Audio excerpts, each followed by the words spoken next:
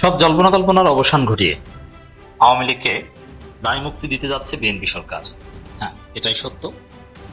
এবং এর মধ্য দিয়ে বিএনপি একটা আত্মঘাতী সিদ্ধান্ত নিচ্ছে, ঐতিহাসিক ভুল করছে, বিরাট ভুল করছে। এই ভুলের মাসুল বিএনপিকে দিতে হবে। এই ভুলের মাসুল বিএনপিকে এমনভাবে দিতে হবে যতই আক্ষেপ করুক, অনুতপ্ত হোক, কিছু করার থাকবে না।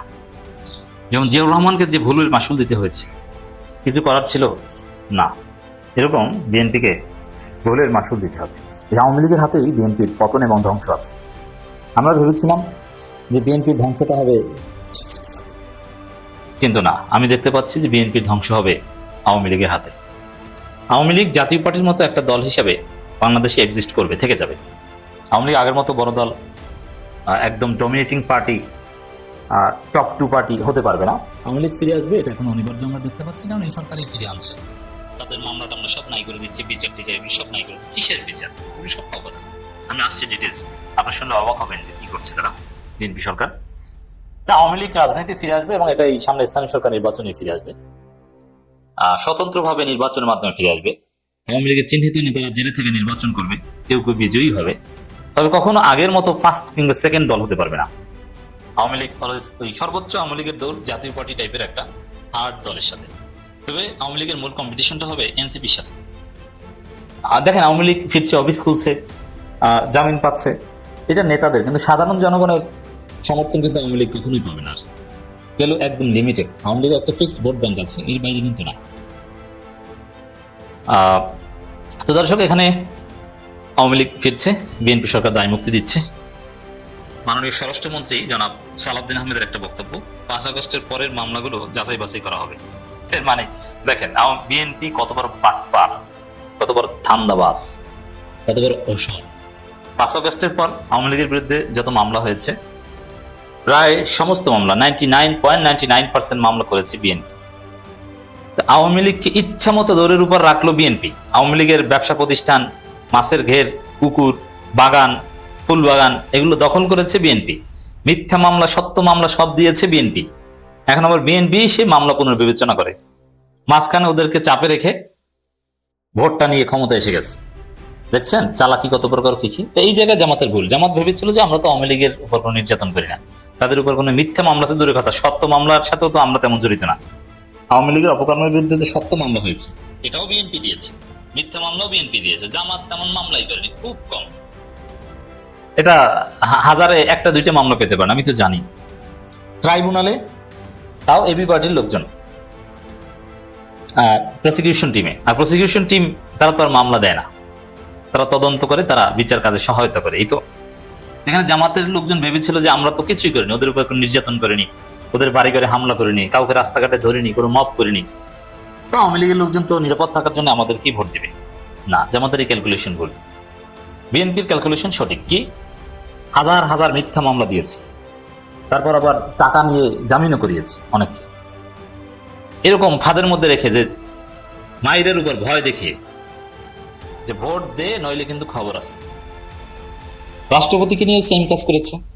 একদিকে রাষ্ট্রপতির বিরুদ্ধে, রাষ্ট্রপতির দুর্নীতি, রাষ্ট্রপতির দ্বৈত নাগরিকত্ব নিয়ে কথা বলেছে, আরেকদিকে রাষ্ট্রপতিকে বলেছে যে আপনার সাথে আছি। কোন সিস্টেমকে সব টিকিয়ে রেখে সিস্টেমে ক্ষমতা এসে দেখছেন চালাক। আমি এই জায়গায় বিএনপিকে অ্যাপ্রিসিয়েট করি যে আমরা ধরতে পারিনি বিএনপির চালাকি এবং কৌশল। তো দর্শক, এখানে ওই যে আওয়ামী লীগের সাথে যে আচরণটা করেছে, যে আওয়ামী লীগের ভোট এই সিস্টেমে নিতে পারবে, এটা সত্যি। আমাদের মতো যারা আমরা রাজনীতি সূক্ষ্ম পর্যালোচনা করি, আমরা বুঝতে পারেন যে এইভাবে আওয়ামী লীগের ভোট বিএনপি পেয়ে যাবে, কিন্তু পেয়েছে। এখন দেখেন এখন কি করছে, এখন 5 আগস্টের পরে মামলাগুলো যাচাই বাছাই করা হবে, এটা স্বরাষ্ট্রমন্ত্রী বলছে। যাচাই বাছাই মিন্স আওয়ামী লীগের অধিকাংশ নেতাকে দায় মুক্তি দিয়ে দেওয়া হবে, 2-4 জন বা অল্প কিছু লোক ট্রাইব্যুনালে। তাও এক পর্যায়ে এখানে আরো কিছু তথ্য দিই আপনাদেরকে। ট্রাইব্যুনালের প্রসিকিউশন টিম চেঞ্জ করা হচ্ছে। অলরেডি চিফ প্রসিকিউটরকে অন্যায়ভাবে, অবৈধভাবে সরিয়ে দেওয়া হয়েছে, অন্যায্যভাবে। কোনো অভিযোগ নাই তার বিরুদ্ধে, মঞ্চ এসে সরিয়ে দিয়েছে। তাজুল ইসলামের বিরুদ্ধে অভিযোগটাকে ভাই কেন সরাবেন, একটু ব্যাখ্যা দেন। না, কোনো ব্যাখ্যা নেই, ভালো লাগছে সরিয়েছে। এটা কোনো রাষ্ট্র? এটা একটা মগের মুল্লুক। আমরা একটা মগের মুল্লুকে বাস করছি। একজন এক জায়গায় চাকরি করে, ভালো লেগেছে সরিয়ে দিয়েছে, হলো কিছু? আর ভাই আপনি একটা অভিযোগ দায়ের করে সরান, কোনো অভিযোগ নেই। দর্শক, এমনকি পদত্যাগও করতে দেয়নি। পদত্যাগ করলে তো একটা কথা ছিল যে পদত্যাগ করেছে, না, বলছে পদত্যাগ করা লাগবে, এমনি এমনি আমরা দেখতেছি। দেখছেন কি চালাকি করছে। তো সেখানে এই ট্রাইব্যুনালের যে আইন এটা সংশোধন করবে, সংশোধন করে অনেকগুলো জামিনযোগ্য ধারা লাগবে এবং নামকাওয়াস্তে কোনো রকম বিচার টিচার চলবে। আর ওই যে গুম খুনের অভিযোগে সেই সেনা কর্মকর্তাদের বিচার, ওটা ভুলে যান, ওইটা আর ভুলেও উচ্চারণ করবেন না। গুমের শিকার যারা হয়েছেন তারা বিচার পাবেন কিয়ামতে, আখেরাতে। কোনো প্রসিকিউশন টিম থাকবে না, কোনো সরকার থাকবে না, তখন বিচার পাবেন। দুনিয়ায় এর বিচার পাবেন না, শেষ। গুম হয়েছে, ফিরে এসেছে, আবার বিচার চাও না, এই বিচার সময়। ইলিয়াস আলী, এদেরকে বিএনপি বলির পাঠা বানিয়েছে। ইলিয়াস আলী কি আসলে গুম হয়েছে না বিএনপি লোকেরাই জড়িত, এ কথা কিন্তু মির্জা আব্বাস একটা ইঙ্গিত দিয়েছিল, বিএনপি জড়িত থাকতে পারে। ট্রাইব্যুনালের আইন সংশোধন করে আওয়ামী লীগ নেতাদের অনেকটা জামিনযোগ্য করা হবে। আরো অনেক কিছু বলবে যে না, এটা পক্ষপাত বা আন্তর্জাতিক মানদণ্ড না, এইসব কথা বলে অনেক আইন হয়ে যাবে। তো তারপর বিচার কার্য চলতে থাকবে, কিন্তু ওই বিচার কিছু হবে না। আর মাঠ পর্যায়ের মামলা একটা বিরাট অংশ এমনিতেই নাই করে দেওয়া হবে, এটা মিথ্যা মামলা পর্যালোচনা করা হবে। আর অলরেডি জামিন পাচ্ছে, দেখেন ইউনূস সরকার আমলে যারা জামিনে আবেদন করার সাহস পায়নি, এরা এখন জামিন পাচ্ছে। আওয়ামী লীগকে দায় মুক্তি দিচ্ছে, এটা স্পষ্ট হয়ে যাচ্ছে। আর নতুন চিফ প্রসিকিউটর তিনি বলেছেন যে বিনা অপরাধে কেউ হয়রানির শিকার হবে না। আচ্ছা, এটা তো আইনের মৌলিক কথা, বিনা অপরাধে কেউ হয়রানি, এমনকি কোনো অপরাধী যদি ছাড়াও পেয়ে যায় তাতেও বিনা অপরাধীকে হয়রানি করা যাবে না। একজন নিরপরাধ ব্যক্তি জেল খাটবে, তার চাইতে অপরাধী ব্যক্তি জেল খাটা থেকে যদি বেঁচে যায় সেটাও ভালো, এটা আইনের মৌলিক কথা। যারা জুরিসপ্রুডেন্স বোঝেন তারা জানেন। এমনকি ক্রিমিনাল প্রসিডিউরও এই নীতি অনুসরণ করা হয়, নিরপরাধ ব্যক্তিকে কিছু হয়রানি করা যাবে, এটা ঠিক। কিন্তু আইসিটিতে, ইন্টারন্যাশনাল ক্রাইমস ট্রাইব্যুনালে কোন নিরপরাধ ব্যক্তি হয়রানির শিকার হয়েছে বলেন? এটা চিফ প্রসিকিউটর কেন বলবে? নতুন চিফ প্রসিকিউটর কেউ হয়রানির শিকার হয়েছে না হয় নাই? তাহলে আপনি এটা কেন বলছেন? এর মানে এই আইসিটিতে অনেক মামলা টামলা এগুলো থাকবে না, এখানে অনেকে জামিনের ব্যবস্থা করতে আইন সংশোধন করতে হবে। এটা পার্লামেন্টে বিরোধী করলেই তো এটা পাশ হয়ে যাবে, এটা তার ঠেকাতে পারবে না, তারা আইন উত্থাপন করবে, আইন পাশ করে ফেলবে। তো দর্শক, এইভাবে আইসিটি হোক আর লোকাল থানার মামলা হোক, যেখানে লোকাল কোর্টের মামলা হোক, সব জায়গা থেকেই নজিরবিহীন বা ভয়ানকভাবে আওয়ামী লীগকে দায় মুক্তি দিতে যাচ্ছে বিএনপি সরকার। সেই উদ্যোগ নিয়েছে, সেটাই বলেছেন সালাউদ্দিন আহমেদ। 5 আগস্টের পরের মামলাগুলো যাচাই বাছাই করা হবে। প্রিয় দর্শক, আসসালামু আলাইকুম। গত 24 ঘন্টায় রাজনীতিতে ব্যাপক একটা পরিবর্তন সাধিত হয়েছে এবং এই পরিবর্তনগুলো এত গুরুত্বপূর্ণ যে এটি যেমন আলোচনার জন্ম দিয়েছে, তেমনি কিছু সমালোচনাও উস্কে দিয়েছে। সমালোচনা উস্কে দিয়েছে এই কারণেই, রাষ্ট্রের এমন কিছু গুরুত্বপূর্ণ জায়গায় বর্তমান প্রধানমন্ত্রী জনাব তারেক রহমান হাত দিয়েছেন এবং পরিবর্তন এনেছেন, যে পরিবর্তনগুলো এই মুহূর্তে প্রয়োজন ছিল না, তবুও তিনি করেছেন। কারণ যেহেতু তারা অ্যাবসলিউটলি মেজরিটি নিয়ে তারা সরকার গঠন করেছে, সুতরাং এখানে তারা অনেক কিছু করতেই পারে। তাদের একটা প্ল্যান আছে, তাদের পরিকল্পনা মতো তারা রাষ্ট্র পরিচালনা করবে, তাদের নিজেদের পছন্দের লোক বিভিন্ন জায়গায় বসাবে, এটি খুবই স্বাভাবিক, এটি তারা করতেই পারে। এখানে বিতর্কের কোনো কারণ আছে বলে আমরা মনে করি না। তবে যে জায়গাগুলোতে অত্যন্ত সুনামের সাথে কেউ কেউ দায়িত্ব পালন করছিল, সেখানে রদবদল অনেকেই এটি ভিন্ন চোখে দেখছে। আমরা সেনাবাহিনীতে যে রদবদলটা হয়েছে এইটা পরে আসছি, তার আগে চিফ প্রসিকিউটর যে পরিবর্তন করা হলো তাজুল ইসলামকে, এখন এই তাজুল ইসলাম কিন্তু একটি নাম ছিল না। তাজুল ইসলাম বাংলাদেশের আওয়ামী লীগের লোকজনগুলো বাদে বাকি সমস্ত মানুষের হৃদয়ের ভিতরে তিনি প্রবেশ করেছিলেন।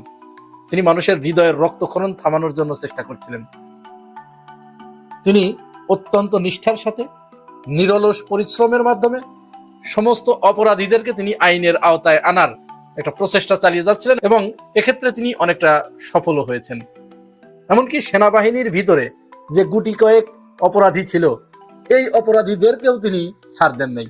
ধারণা করা হচ্ছে এবং রাজনৈতিক বিশ্লেষকরা এটাই মনে করছে যে সেনাবাহিনীর ভিতরে যে কয়জনকে তিনি গ্রেপ্তার করিয়েছেন, তাদেরকে ট্রাইব্যুনালে হাজির করেছেন, এদেরই একটা কারসাজিতে তাজুল ইসলামকে সরিয়ে দেওয়া হয়েছে। তাজুল ইসলামকে সরিয়ে দিয়ে আমিনুল ইসলামকে চিফ প্রসিকিউটর হিসেবে নিয়োগ দেওয়া হয়েছে। এখন তিনি সরাসরি বিএনপির লোক। যদিও তাজুল ইসলামের ব্যাপারেও এই কথাটি প্রযোজ্য যে তিনিও একটি রাজনৈতিক মতাদর্শ ধারণ করতেন, তবে তিনি দলমতের ঊর্ধ্বে থেকে কাজ করতে পেরেছেন। আমিনুল ইসলাম নিয়োগ পাওয়ার পরেই তিনি একটি বক্তব্য দিয়েছেন। এই বক্তব্যের এখানে আমাদের একটু খটকা লেগেছে। তিনি বলেছেন, যারা নিরপরাধী, যারা অপরাধ করে নাই, তাদেরকে হয়রানি করা হবে না। এইখানেই কিন্তু খটকাটা লুকিয়ে আছে, এইখানেই আমাদের সন্দেহ জাগে কে অপরাধী আর কে অপরাধী না। এই সংজ্ঞার ভিতরে ফেলেই বিরাট ডিলিংস এর মাধ্যমে তাদেরকে পার করিয়ে দেওয়া হবে।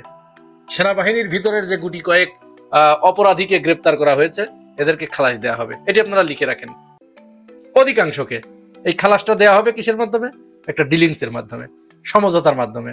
যেমন সমঝোতার মাধ্যমে নিলে সেটা চাঁদা হয় না, এই সমঝোতার মাধ্যমে তাদেরকে খালাস দেওয়া হবে। আরো কাউকে কাউকে, অর্থাৎ অ্যামাউন্টটা যে বাড়িয়ে দিতে পারবে তাকে তখন অপরাধী হিসেবে সাব্যস্ত করা হবে না, বলা হবে তাকে মিছামিছি হয়রানি করা হচ্ছিল, তিনি এইটার সাথে জড়িত ছিলেন না। সবচেয়ে মজার ব্যাপার হচ্ছে সন্দেহটা ওই জায়গায় গিয়ে ঠেকেছে যে শেখ হাসিনাকেও হয়তো একটা সমঝোতার মাধ্যমে মৃত্যুদণ্ডের জায়গায় ওটাকে রিভিউর মাধ্যমে কমিয়ে এনে তাদেরকে রাজনৈতিক করার একটা বন্দোবস্ত করা হতে পারে, এরকমই রাজনৈতিক বিশ্লেষকরা মনে করছেন। এর ভিতরেই রাষ্ট্রপতি শাহাবুদ্দিন চুপ্পু তিনি কালের কণ্ঠের সাথে একটি সাক্ষাৎকার দিয়েছেন। সেই সাক্ষাৎকারে তিনিও কয়েকবার তার যে বক্তব্য সেখানে তিনি কয়েকবার বলেছেন ইউনূস সরকারকে দোষারোপ করেছেন, কয়েকজন উপদেষ্টাকে দোষারোপ করেছেন, আর বিএনপির ভূয়সী প্রশংসা করেছেন। অনেকবার তিনি এই কথা বলেছেন যে বিএনপির প্রচেষ্টার কারণেই এবং তিন বাহিনীর প্রধানের প্রচেষ্টার কারণে আমাকে তারা কিছু করতে পারে নাই। এই যে বিএনপি বিএনপি বিএনপি বিএনপির প্রচেষ্টার কারণে, এটার মাধ্যমে কি রাষ্ট্রপতি বিএনপিকে নতুন করে কোনো বিতর্কের দিকে ঠেলে দিচ্ছেন? এটা কিন্তু ভাববার বিষয়। কারণ তিনি বিএনপিকে এই কারণে বিতর্কের দিকে ঠেলে দিচ্ছেন যে বিএনপি তার পক্ষে ছিল, এখনো আছে। তাহলে কৌশলে তিনি বিএনপিকে ডুবাচ্ছেন না তো? এই প্রশ্ন কিন্তু সামনে এসেছে। আরো কিছু পরিবর্তন যে হয়েছে সেনাবাহিনীর ভিতরে, এখানে ক্ষমতার কিছু কেন্দ্র আছে যে জায়গাগুলোতে কোন জায়গাটা পাওয়ার চর্চা হয়, কোন জায়গাটা বেশি শক্তিশালী। এর ভিতরে সবচেয়ে পদাতিক ডিভিশনের ভিতরে পদাতিক ডিভিশন 24, যেটাকে চট্টগ্রাম অঞ্চল নিয়ে গঠিত, এইটা কিন্তু খুবই গুরুত্বপূর্ণ। এবং পদাতিক ডিভিশন 55, এটা হচ্ছে যশোর এলাকা নিয়ে। এই যশোর এলাকার এটার সাথে 22টা জেলা সংযুক্ত। এই জায়গাগুলোতে যারা দায়িত্ব পালন করে, যেমন 24 পদাতিক ডিভিশনে যিনি দায়িত্ব পালন করেন তিনি পরবর্তীতে আসেন প্রধানমন্ত্রীর কার্যালয়ে প্রিন্সিপাল স্টাফ অফিসার হিসেবে।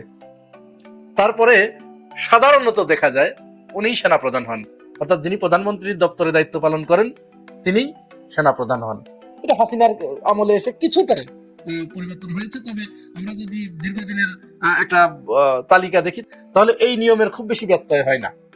বর্তমান পিএসও যিনি ছিলেন কামরুল হাসান, অর্থাৎ ডক্টর ইউনূসের সাথে যিনি ছিলেন, তাকে বদলি করা হয়েছে। তাকে বদলি করে কোথায় দেওয়া হয়েছে? নিয়মটা ছিল কি তিনি সেনাবাহিনীর ওইদিকে যাবেন, কিন্তু তার ক্যারিয়ারটা আপাতত শেষ হচ্ছে বলে মনে করা হচ্ছে, কারণ তাকে পররাষ্ট্র মন্ত্রণালয়ে বদলি করা হয়েছে রাষ্ট্রদূত হিসেবে। রাষ্ট্রদূত মানে এটা অনেকটা ওএসডির মতো। তার অপরাধ হচ্ছে তাকে বলা হচ্ছে যে তিনি জামাত ঘরানার ছিলেন, এরকম একটা অভিযোগ তার বিরুদ্ধে আনা হয়েছে। আজব ব্যাপার আমাদের দেশে। তার জায়গায় চট্টগ্রাম অর্থাৎ ওই 24 পদাতিক ডিভিশনে যিনি দায়িত্ব পালন করছিলেন মেজর জেনারেল মুশফিকুর রহমান, তাকে পদোন্নতি দিয়ে লেফটেন্যান্ট জেনারেল বানিয়ে এখানে পিএসও করা হয়েছে, অর্থাৎ প্রধানমন্ত্রীর দপ্তরে তাকে সংযুক্ত করা হয়েছে। মজার ব্যাপার হচ্ছে এই যে যশোর অঞ্চল যেটা 55 পদাতিক ডিভিশন, আগেই বলেছি যে সেটা 22টা জেলা দিয়ে এটা গঠিত। এই 55 পদাতিক ডিভিশনের যাকে জিওসি করা হয়েছে ব্রিগেডিয়ার জেনারেল হাফিজুর রহমান, তিনি ভারতে কর্মরত ছিলেন দীর্ঘদিন। আর ভারতে তো কারা কর্মরত থাকে বুঝতেই পারছেন, তাদেরকে সেইভাবেই ট্রেন আপ করা হয়। মজার ব্যাপার হচ্ছে ডিজিএফআই এর প্রধান করা হয়েছে কায়সার রশিদ চৌধুরীকে। কায়সার রশিদ চৌধুরী আগে ছিলেন ব্রিগেডিয়ার জেনারেল, তাকে পদোন্নতি দিয়ে মেজর জেনারেল করা হয়েছে, তাকে ডিজিএফআই এর ডিজি হিসেবে নিয়োগ দেওয়া হয়েছে। এই নিয়োগ পাওয়ার পরে কিছু বিষয় সামনে এসেছে। বলা হচ্ছে এই কায়সার রশিদ চৌধুরীর আপন চাচাতো ভাই সেলিম আহমেদ, তিনি লন্ডন আওয়ামী লীগের সাধারণ সম্পাদক। ওই যে যখন ডক্টর তাহের, তারপরে তাসনিম, যারা এরা লন্ডনে গেল, এদের উপরে যে ডিম ছুঁড়ে মারা হলো না, এর নেতৃত্ব দিয়েছিলেন ওই সেলিম আহমেদ, অর্থাৎ এই কায়সার রশিদ চৌধুরীর আপন চাচাতো ভাই। এই যে নিয়োগগুলো, এই নিয়োগগুলোর ভিতরে কেমন যেন একটু অন্যরকম গন্ধ পাওয়া যাচ্ছে। এই গন্ধগুলো, যে গন্ধটা এই সরকারকে সমালোচনার মুখে ঠেলে দিচ্ছে। তারেক রহমানের সরকারকে কিন্তু প্রমাণ করতে হবে যে তারা ভারতের প্রতি নতজানু নয়। কারণ একটি কাজ বাংলাদেশে আপাতত হয়েছে, শেখ হাসিনাকে বিদায়ের মাধ্যমে বাংলাদেশের আওয়ামী লীগ বাদে সমস্ত মানুষের ভিতরে ভারতের প্রতি যে ভারতের যে দাদাগিরি, এইটাকে না বলার একটা মানসিকতা কিন্তু তৈরি হয়েছে। সুতরাং বিএনপি যদি এই পালসটা ধরে চলার চেষ্টা না করে, তাহলে কিন্তু বিএনপিকে এর চড়া মূল্য চুকাতে হবে। বাংলাদেশে কিছু প্রবাদ বাক্য আছে, দা কুবরার সম্পর্ক, তারপরে তেলে বেগুনে চইলা যায়, এগুলোর মানে আপনারা জানেন। দা কুবরার সম্পর্ক মানে আপনার সাথে আপনার এক শত্রুতা আছে, তার সাথে আপনার যেটা সম্পর্ক সেটা হলো দা আর কুমড়ার মধ্যে যে সম্পর্ক, মানে দা দিয়া কুমড়া কাটা হয়, এবং একজন আরেকজনকে দেখলে তেলে বেগুনে জ্বলে ওঠে। তেলে বেগুনে জ্বলে ওঠে মানে তেলের মধ্যে যদি কলম তলে বেগুন দেন তো আগুন উঠে যায়। এই যে দা কুমড়ার সম্পর্ক বা তেলে বেগুনে জ্বলে ওঠে, এরকম যে দুইটা সম্পর্কের মধ্যে কখনো আবার কোনো রকম কম্পিটিশন হয়, তখন এটাকে বলা হয় শিয়ানে শিয়ানে লড়াই। আসসালামু আলাইকুম।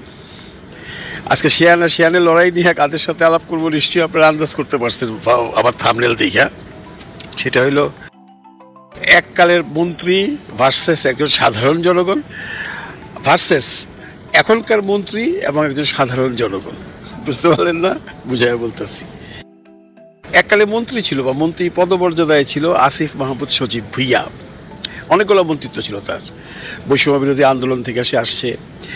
এই বৈষম্য বিরোধী আন্দোলনের একজন প্রধান সমন্বয়ক বলে তাকে আমি পার্সোনালি রেসপেক্ট করি, যে তারা দেশের জন্য অনেক কিছু করছেন, কিন্তু ব্যক্তি জীবনে আসিফ মাহমুদ সজীব ভুইয়ার কিছু কার্যকলাপ আমি পছন্দ করি না। আপনি হয়তো পছন্দ করতে পারেন, আমি এখানে বলে রাখি অ্যাজ এ পার্সন আমি তাকে লাইক করি না, বাট তার যে কন্ট্রিবিউশন আমাদের দেশের জন্য এই আন্দোলনের সময়, এর জন্য তার প্রতি আমার শ্রদ্ধা আছে, শ্রদ্ধা থাকবে, এবং জীবনেও কোনোদিন অশ্রদ্ধা আসবে না।